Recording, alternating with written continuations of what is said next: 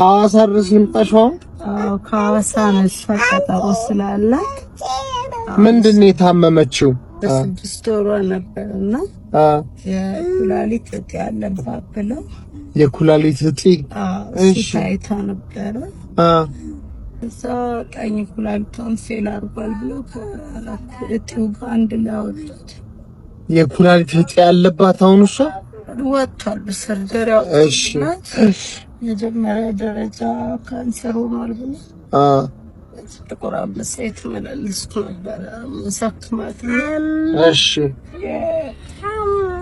ከአቅሜ በላይ ነው ቢነዛው የሐዋሳ ትዝታዎች እየረዱኝ ነው እስካሁን ድረስ ያለው። የሐዋሳ ትዝታዎች የሚባሉ አሉ።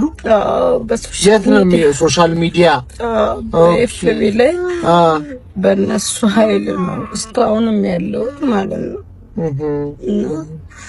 መጨረሻ ደረጃ ላይ ደርሼ ነበር። የቤት ዕቃ እያወጣሁ እየሸጥኩ ነበር ማሳክማት። አባቱም የለም ብቻሽን ነው የምትታገዩ? አዎ መስተንግዶ እየሰራሁ ነበር እንትን የምለው።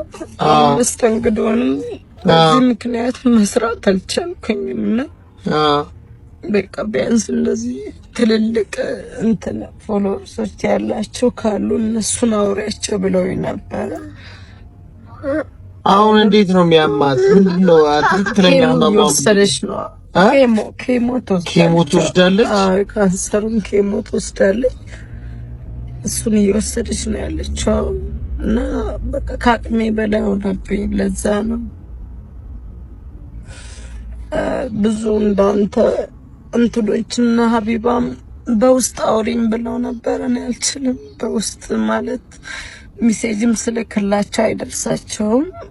ብዙ ሰው ሊረዳኝ ይፈልጋል፣ ግን በውስጥ አውሪ ነው የሚሉት። ስልኬ ደግሞ እንትን አይልም። ማስረጃዋን ይዤ መጥቻለሁ። ምናልባት ከመላቸው የጤና ባለሙያዎች ማየት ይችላሉ። እሱን ይዤ ነው ያለሁት እና በቃ እንዲያግዙኝ ነው። እኔም መስራት እችላለሁ፣ ግን ለሕክምናዋ ቢያግዙኝ ቢያንስ አሁን እስከ 8 አመት ድረስ ከና ፎሎ አፕ ብለዋል። ፎሎ አፕም አይቋረጥም ስለሚመለስ ብለው እሱን አሁን ምን የኢትዮጵያ ሕዝብ ምን እንዲረዳሽ ነው የምትፈልጊው? ምን ይርዱሽ? እኔ ቢያንስ እሷን ትሪት እያረኩኝ ሕክምናዋን በስርዓት ጨርሳለሁ።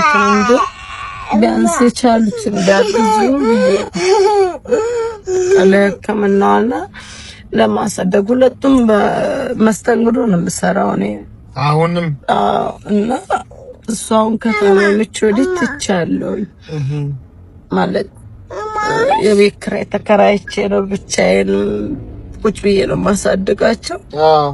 ግን አሁን ደግሞ እሷ ስትታመም ተጨመረብኝ። ጠዋት 1 ሰዓት ሳይሆን ገብቼ ማታ 4 ሰዓት ነው የምወጣው። እንደዛ ደግሞ ከእሷ ሕክምና ጋር አይሆንም፣ አልቻልኩኝም።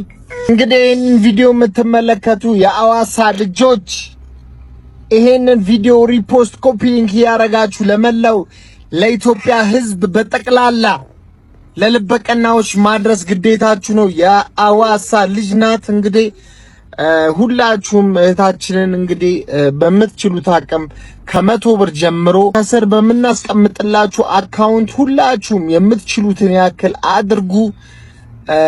ስልክ ቁጥሯን እናስቀምጣለን። የምትችሉትን ያክል ሰፖርት አድርጓት። በዚህ አጋጣሚ ደግሞ የሐዋሳ ትዝታዎች እንግዲህ ማመስገን እንፈልጋለን። እንደዚህ መልካም ስራ ላይ የምትሳተፉ ሰዎች እግዚአብሔር ይስጣችሁ። አሁን አንዱ ኩላሊቷ ወጥቷል። ኩላሊቷ ወጥቷል። በግራ ኩላሊት ብቻ ነው። እሱን አሁን ኬሞ እየወሰደች ነው። ኬሞ ትወስዳለች። ስንት ዓመቷ ነው? አሁን ገና አመት ከ11 ወሯ ነው። ከዛ በ4 ወሯ ጀምሮ ሕክምና ላይ ነው። ከ7 ወሯ ጀምሮ? አባትየው በቃ ጠፍቷል። የለም። አይዞሽ፣ እግዚአብሔር አለ። አይዞሽ። እሺ